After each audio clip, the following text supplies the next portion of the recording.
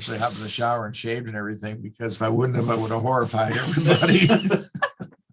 I said, hey, I'm going to be on, what accumulates the TV these days. Yeah, which is the green room. Awesome. Yeah.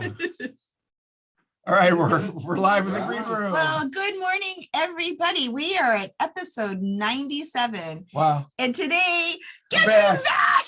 No, listen, from my travels, and we'll get back to it. But listen, it's so great to be back. 97 episodes is a lot of history. And we're glad to have you back. It was kind of weird without you. Well, no, I have to start off by saying that yes, I was gone for 3 full weeks. Everybody on a travel south of the equator. Or at the equator as we ended up in Ecuador. Let me tell you something. I think when you're south of the equator, you know how they always say about things spinning down, they spin opposite. I think everything spins opposite. In your head, I think. No, it does. Everything kind of slows down, intestinally and blah, blah. But really? Yes, yeah, it's really weird. You have it like it's all kind of a consistent sense of I haven't quite gone totally enough. I want to listen. I tell everybody I want to drink my water again. I want to have my own toilet paper that I can flush. And you couldn't flush toilet paper? No, because their piping is too small. Seriously? Yeah, for sure. And when you travel elsewhere, you got to worry about what you eat and how it's been washed. Oh yeah, washing. No, ice cubes and stuff. Yeah, fruits and vegetables. I mean, the taste of a cold Gatorade yesterday from the Wawa. But I really need to. You can drink because it's bottled. For sure. But it was a great trip. It was with Odyssey's Unlimited. We'll get back to it. Lovely group of people. But I have to start by thanking you, Ruta, specifically. I mean it, and my staff here at Compassionate Cannabis Clinic, my part-time docs, and really my staff, from front to back, everybody knows. And, really, you can't do what I did, go away and leave a practice behind without the right people doing it. And I thank you from the bottom of my heart, because a 3-week experience where you go to, and here is where I was, everybody. I started out in the Amazon rainforest. We should have pictures like going in. We'll do like a little photo log or something. Yeah, in a week or two down. It won't be hard for sure. But we started out in Lima, Peru. Nice. And then we went to the Amazon rainforest through Iquitos, it's called, a real small little town, and then by boat back to this camp out of the Amazon rainforest. The highlight of that, everybody, and this is the green room, of course, and talking about medical cannabis and ancient medicines and plant-based medicines. The shamans and what they've been doing in the Amazon rainforest forever, for millions, thousands of years, whatever it is. It must have been so cool to meet with them, because and the biodiversity of it. Did you talk to them about like what plants? Well, no, we actually had a presentation. I have to give a big shout out to Odyssey's Unlimited, which is the tour group that we went on. They fashioned themselves as an upscale small group touring company, and they came through. I got to tell you, every place, every hotel just outdid the rest. We traveled with a really lovely group of people. The original 10 included a retired orthopedic surgeon from Atlanta and actually retired anthropologist. Oh, wow. She was a gal. Yeah, and I got to give a big shout out. I got to give a big shout out to Anita, who was literally in her 80s, still traveling and doing her thing, going to altitude, 3 different spots, and how was the altitude, by the way? We'll get back to that. We will. Listen, the altitude was interesting, no doubt about it. But the Amazon rainforest so it was a great group of people. And actually later in the group, we were joined by a retired fire chief from Ypsilanti, Michigan, who's an Ironman triathlete. He would get off the bus as we were coming back from whatever we were doing and touring, and he would run back. He would run back to the hotel to get his run in, and that's a big shout out to Max.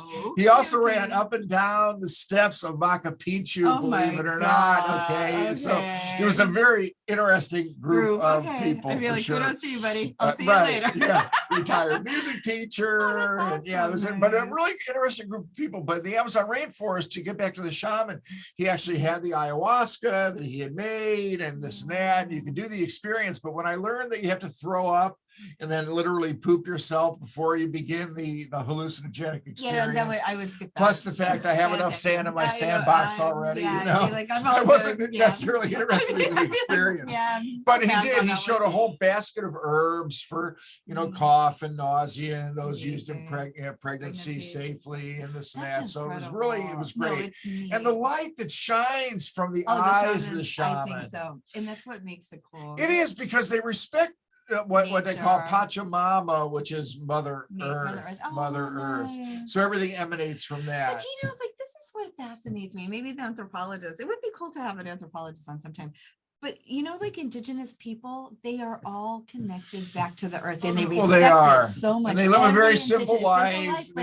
But they are so connected to the plants and to the animals and to everything. They do. So that was a real highlight. We actually met with the shaman, and I had a chance to speak with him, exchange cards, so to speak. So, and it really kind of fascinated me, because I think there's some of the plant-based medicines, quite frankly, that we can augment into cannabinoid medicine to maybe increase potency and increase effect in a very safe manner, you know. And I think it's it's unresearched, let's put it that way. But there's not a lot of cannabinoid discussion within the Amazon, because they really, it just wasn't. So the tolerance break, yes, was real. We'll get back to that. And it was interesting because, you know, listen, we did literally 11 different flights on this trip. Okay. So from the Amazon, we went back to Lima, then to Cusco, which is where you get into the Sacred Valley, which is the land of Machu Picchu and this and that. And you're starting to get into your elevation. And listen, I have pictures of Machu Picchu at sunrise. And I know those of you that follow me on, you know, my Facebook page have seen them. But the llamas are in control. The llamas are alpacas. Yeah, the alpacas and llamas are everywhere. I'm like, wow. But to see the sun, you know, rise, you know, over Machu Picchu, because literally, once again, with Odysseys Unlimited, they literally had the hotel, the only one that was at the base of Machu Picchu. So you have to go into what's called hot springs in Spanish, agua calientes, which is where you get the train that takes you all the way up. So you can take a train up. There is. It's kind of the only way up. You can take a bus. People also hike the Inca Trail down for 4 days. They do. They hike. Don't they take not a Sherpa, but no, you do go with the Sherpa. The Sherpas carry them. So when we pulled up, we would see there was a big field where the Sherpas were resting and repacking their stuff. That's awesome. It was. That would be cool too. Yeah. Awesome. And then listen, Patty and I did a recommitment ceremony with the shaman. And listen, to me, I'm not really religious, but to respect the earth, and everything on it, and how the people live, the guinea pig pictures I sent back, which is a celebratory meal there. But you know, just not to go negative. Did you eat it? I did not eat the guinea pig, but others in our group did. I'll admit that was one of the. Try it. It's one of the things that I wanted to get back to, and I drove here today, got through the circle safely. Oh my God, has there been a death yet at the turn? There's a blinking yellow turn signal now, Commercial Court, which is where we're on. It goes. And Jack ran. No, it's terrible because you can't see past the cars. Yeah, you can't see past the ones that are turning. It's very dangerous. It is. I actually went to Dunkin' Donuts today and I had to like lean down. You do, and I'm worried about it when I come the other way because I'm not going to make that mistake and get creamed by. And somebody can just. It's so dangerous. I don't know who was the genius behind making. No, before I went away, I headed over under a shack. I think I said it's going to be no more than 2 months before somebody literally gets killed. They aren't going to get killed there. It's the same as the roundabout. No, the roundabout's different, Don, because the roundabout, they're side swipers. This one is people coming off the freeway and come right into 55, and I have images of my, seriously, and you can go like 45 miles an hour, like right into somebody. So Machu Picchu was great, a fantastic recommitment ceremony, which really the people in our group came to. So it was kind of nice. Yeah, it was really nice. And then from Machu Picchu, we went back to Quito, which is in Ecuador now, elevation 9,000 feet. And yes, you do feel it. exertionally, for sure, but sometimes just when you lay down. But once again, a big shout out to the members of our group who all got through. Yeah, unfortunately, we did have one member of our group that tested positive for COVID.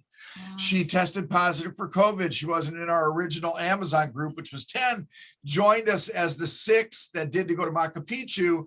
And then she tested positive, unfortunately, and couldn't go to the Galapagos. So her and her partner, who were celebrating their 1-year anniversary, and shout out to Steph and Nancy. So sorry that it happened and you couldn't join us for the rest of the trip. But the point is it was terrible. They had to isolate in separate hotel rooms. Oh yes. Oh my God! Imagine being. Oh no, with only one TV station. Oh my God! With and I got to get a little bit negative on the trip. Can you imagine it? We were on the trip. It was the Tuesday of the first. We were still in the Amazon. We were on our way back. That the shooting occurred in Texas. Yeah. Oh, that's horrible. And it's another perspective of international travel, everybody. When you're traveling internationally, often on your cable, you're only going to get 1 or 2 American stations, one of which will routinely be CNN International, and the other would be the BBC. Oh, okay. BBC's interesting, but then it gives you the vision of how the rest of the world sees this country. It does. It's very interesting to look at it through the eyes of another country. But CNN International, literally, and still to this day, CNN is focused on this lunacy of gun violence in our country. And I watched Matthew McConaughey because, and I'll pound the table too. I mean, shout out to Matt. Well, he grew up in Uvalde. Well, no, we heard a word yesterday: decapitation of children. Okay. There was somebody else that said, there was another physician, and he said, you have to understand, the children were left like hollow, meaning there was. It was the pediatrician. Left. It was the pediatrician, I believe, from Uvalde, who said the children were. And what more do these politicians need to hear? The cries, the screams, the wailing, of a country. And I've been an emergency physician, as you know, Ruta, long before I was cannabis clinician, and I know these assault weapons are lunacy. People around the world look at this country and they can't understand. I may be able to drink our water safely here and flush my goddamn toilet. But to think that I can't go to a grocery store, a school, a house of worship, anything, a concert, anywhere, you have to be so scared. And this is what's crazy. Last week we went to Tiger Bay. First time I've ever seen this at Tiger Bay. Armed patrol outside the doors of Tiger Bay because it was a school board meeting, and they were worried because the school shooting had just happened, and they had armored guards at Tiger Bay outside of Michael's on East. I was like, and and people are okay with this, and I'm sorry for the people. I have a gun. Okay, you have not what this is about. But this isn't what this is about. This is like having control. Why do people need AR-15s? There's no reason for them. Have background checks. These kids, people 18 years old who cannot drink, can go in some states and purchase this assault weapon. You can't rent a car. You cannot rent a car in this country until you're 24 or 25 years old. And also, one big thing that I loved what Matthew McConaughey said, and I wish it would go onto the ears of every single American. Do not vote for a politician who is just seeking re-election, because they are not going to ever stand their ground on what is morally correct. And I agreed with him. And honestly, if this isn't a shout out for term limits to get these people out who vote with the NRA, who are bought by the NRA, who both sides. I don't know what they are. I'll be honest with you. I don't know what and who they are. How can you sit there and listen to the stories of the physicians? And equate 9/11, we didn't ban airplanes, Are you kidding me? Idiots. And then, like, when he held up this girl's sneakers, those green Converses, is the only way to identify that this girl died.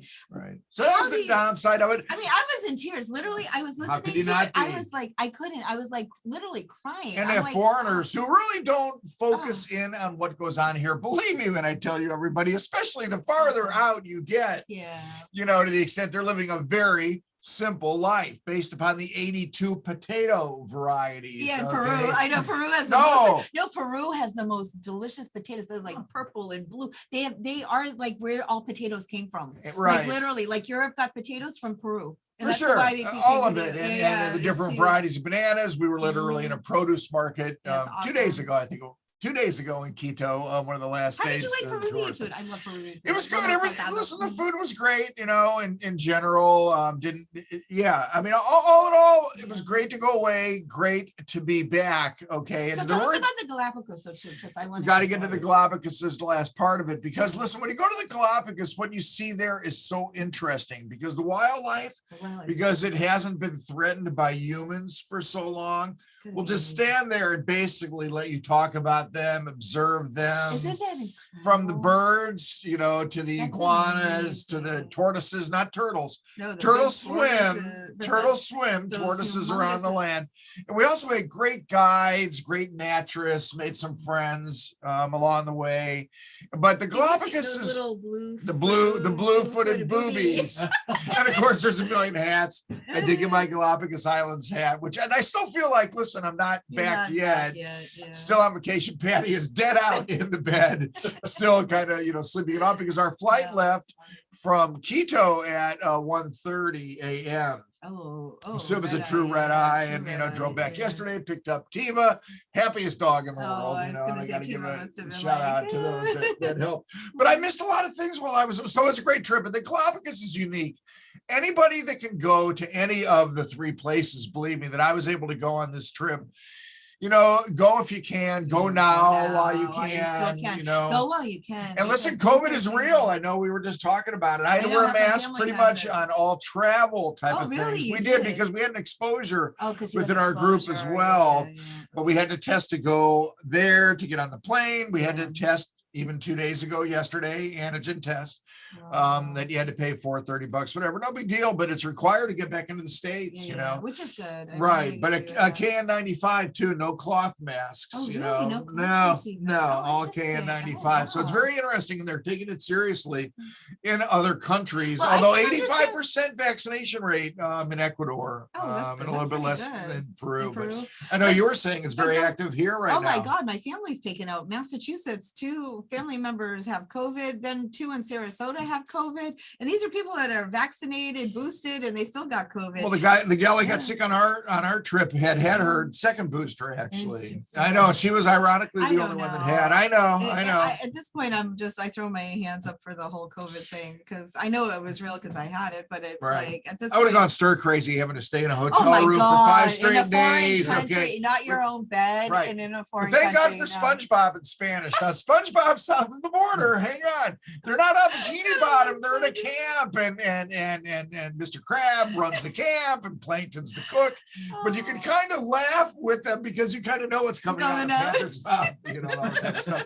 I did miss some things when I was away, and listen, interesting enough, last night, it was after only about 3 or 4 hours sleep for me, but I did get up to listen in and, of course, participate in the doctor call that we always have every other Wednesday night.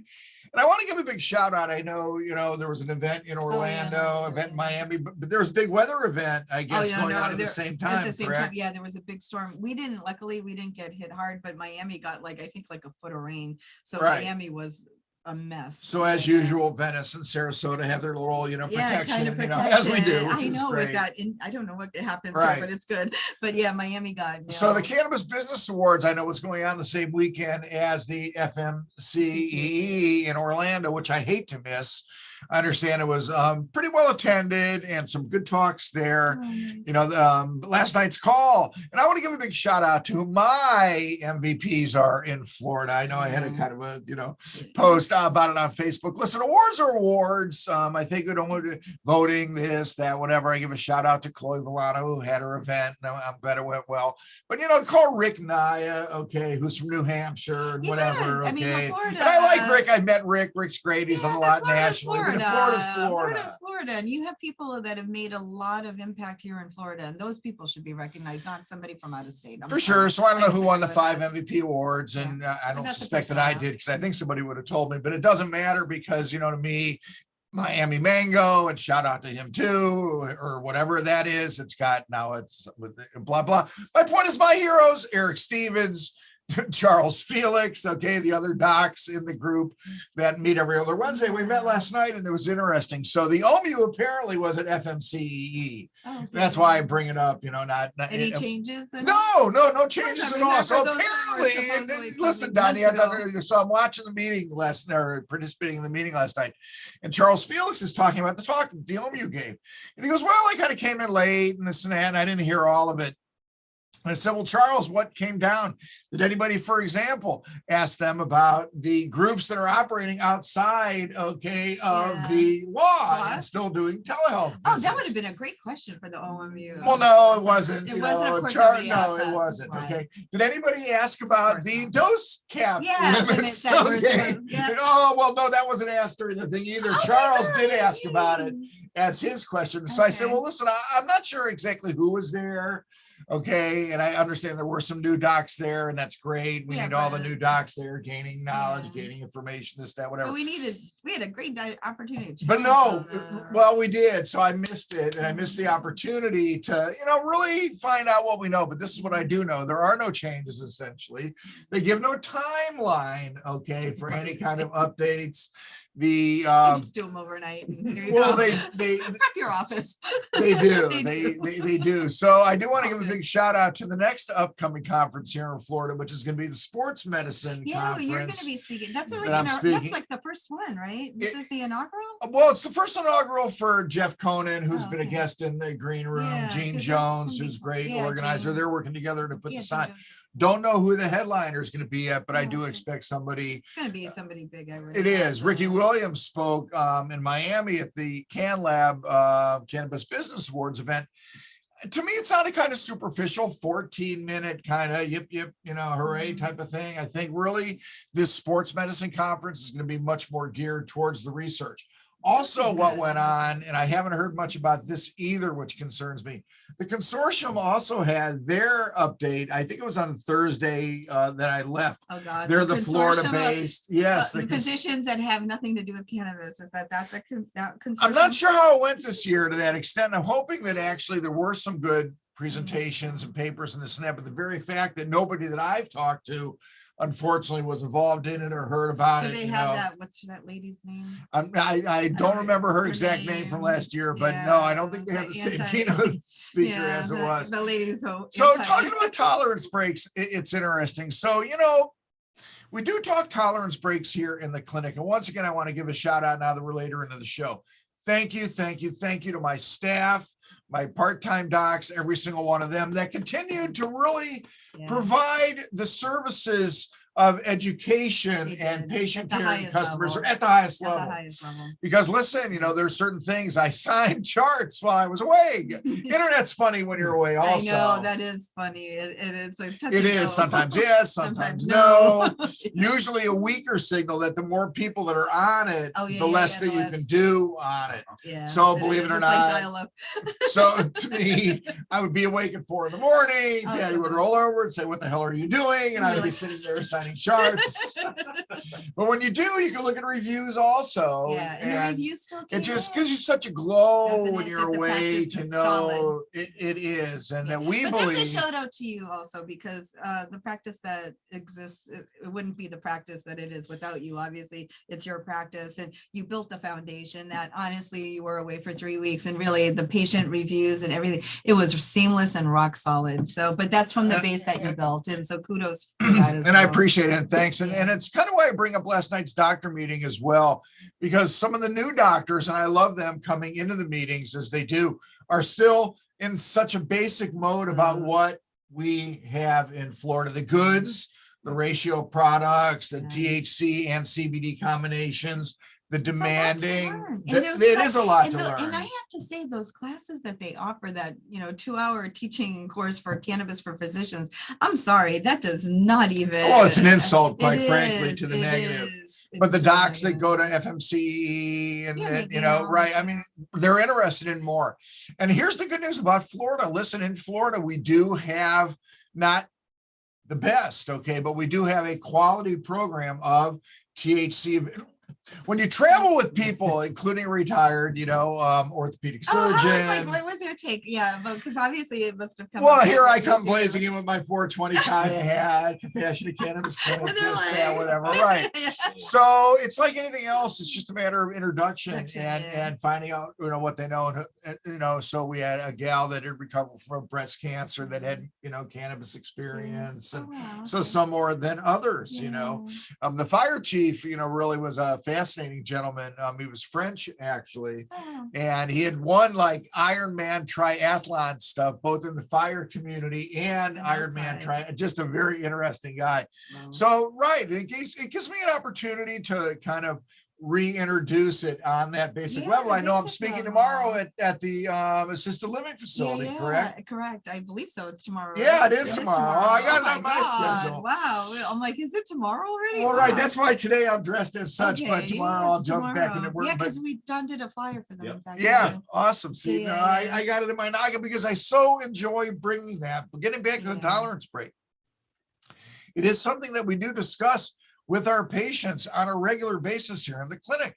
Because listen, we also talk about cost effectiveness of cannabis use. It can be expensive. It can be expensive. So the point is, when you want to continue to have a similar effect, sometimes you need to do things. Change cultivars, for example, change the ratios sometimes of your THC, CBD, but also sometimes a tolerance break or stopping for 2 to 3 days every month, a week every couple, 3 months, 3 weeks every once in a while. Wow, that's so it's a good thing because it literally resets the endocannabinoid system and the receptors. Because I am clueless on cannabis. So do you go through any kind of withdrawals? That's really to speak to that. Listen, what does rush back at you are dreams. So one of the things that's been really well researched in the medical cannabis world is that the reason it helps PTSD veterans is that there's an absolute suppression of the dream center of the brain. That's well known, that's studied, that's researched. Wow. So when you don't use it, literally I had some dreams of like, for me, it's always, I'm late for an ER shift. I've forgotten my golf clubs. Okay. Somehow I'm in a frenzy over the fact that my dad's putter was put in the wrong bag. I mean, it's a combination, but I mean, there was an ER doc that I literally probably haven't seen or thought of in 30 years. That was in one of my dreams. Yeah, and he was in a mullet somehow, hairdo. So, and when you wake up, and then you can go back to sleep, and the same dream will continue. So it's very freaky. It is. It's that's really freaky. Okay, so that's pretty well known. Yeah, that's awesome. But no shakes, no shimmies.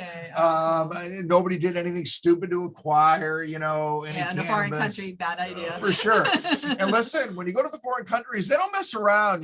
They have a very big police presence. Sometimes a military presence. A lot of times it's right. But no doubt that there's science behind it because the endocannabinoid system and the receptor system does have a reset. So there's a down regulation, so to speak, of the cannabinoids and their effect. And that's pretty well known. So a tolerance break could be a great thing.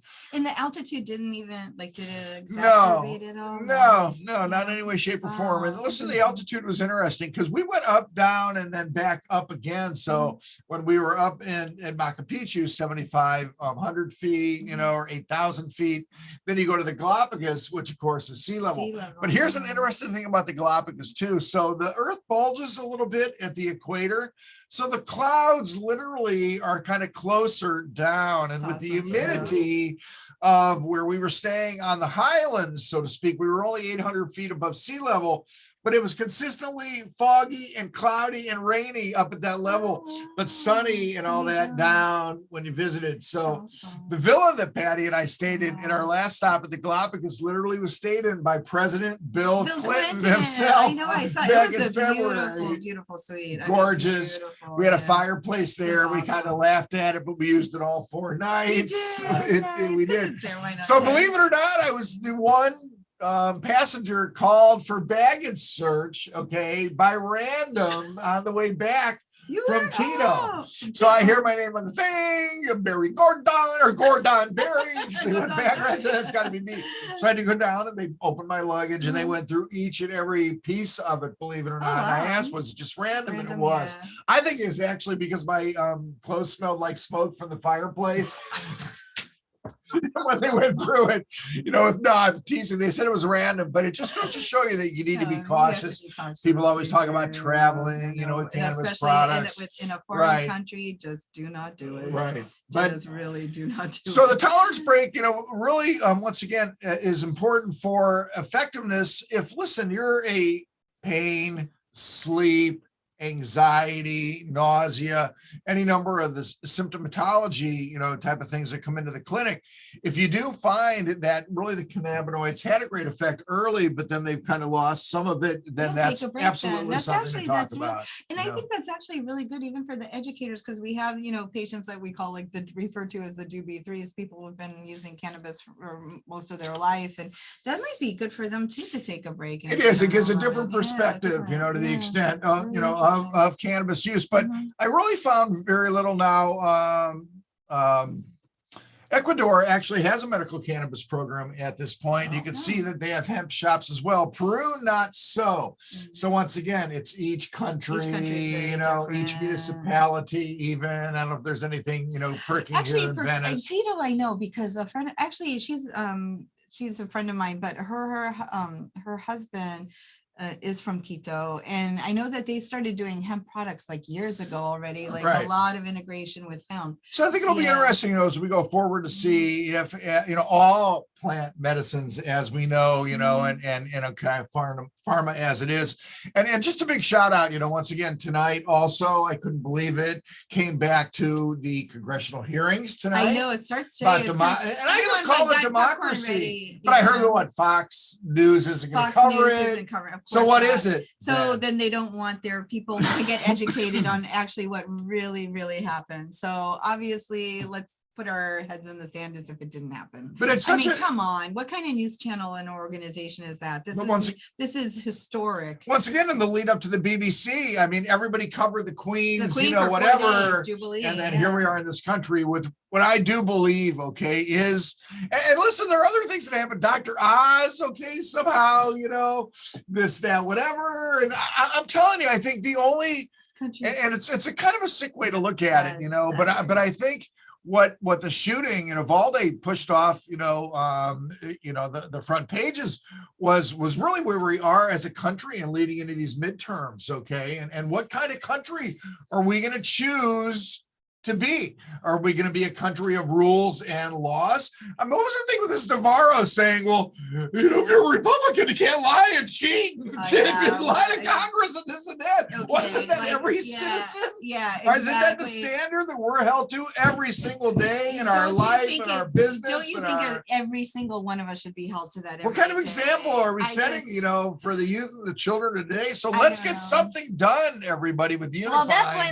even McConaughey said, he's like, when are we going to do this? It's time. And it shouldn't be. It's like two separate tracks on the same train, so to speak, right now. And this is the sad thing. And one of the things he addressed, which I loved also, was this isn't a Republican issue. It's not a Democratic issue. This is an American issue, and it's a child issue. It's children that are dying. It's public safety. It is public safety. Each and every one of us. How can you want your child's head blown off? I'm sorry. I don't think even if you own a gun, you would ever wish that upon orthopedic surgeon in Tulsa, was killed by a failed back patient who bought his assault weapon the same day. Wow. Yeah, same day. Imagine. And here I am traveling with a retired orthopedic surgeon. You went to your doc. Come on now. So what now? Physicians are going to be targets too. Come on, physicians are targets. Children are targets. If you're African American, you're always a target. Are you kidding me? When does it stop? And it's when do people say enough is enough is enough? And I'm sorry, but all these politicians, straight across the board, if you've served more than 2 terms, you should be out. Out. Weed them out, get the money out, get the paid back deals out, and let's make some policy changes. It's time to pay attention. Pay attention. It is. It's time to pay attention. And that's the view from afar. And that's the view from here as I come back today. So, but it's not even like, I think it's beyond pay attention already. It's to the point of like, how many, if you start listing the Sandy Hooks, the Columbines, like just keep going. I mean, it's like, and they keep saying it's a massacre. Where today, everybody? Yeah. Where today, America? Where is it going to happen today? And seriously, like you have to think like, I don't know, somebody was speaking and they were like, you know what? I had to bring my child to, like, they went to the mall and they were like, you know what? They decided not to just let their children go by themselves, like, which they normally would because they were in a group. The parents went with them. They're like, we're staying with our children in case something happens. At least we're going to die with our children. Yeah. I mean, come on, what a world are we living in? And Don and I, our producer, we were talking earlier, you know, like we were laughing about like TV antennas and playing outside till it got dark. And you used to hear the moms just calling the kids' names out.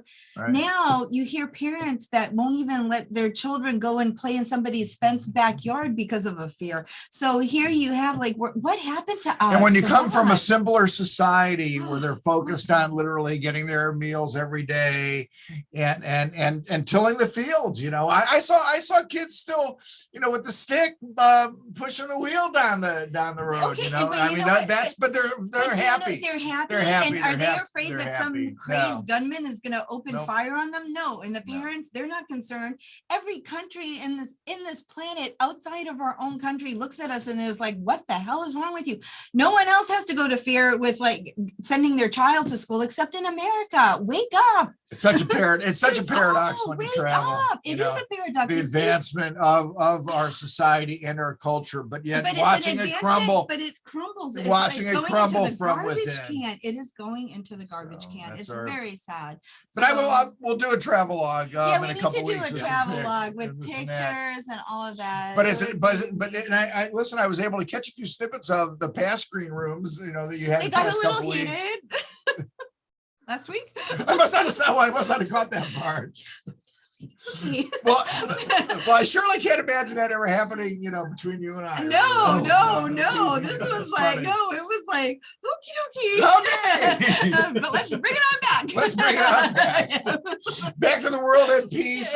Peace on earth, like goodwill towards men. Like the green room. Like the green room. We're the green room. It was like supposed to be friendly, and it was like, dodge the bullet.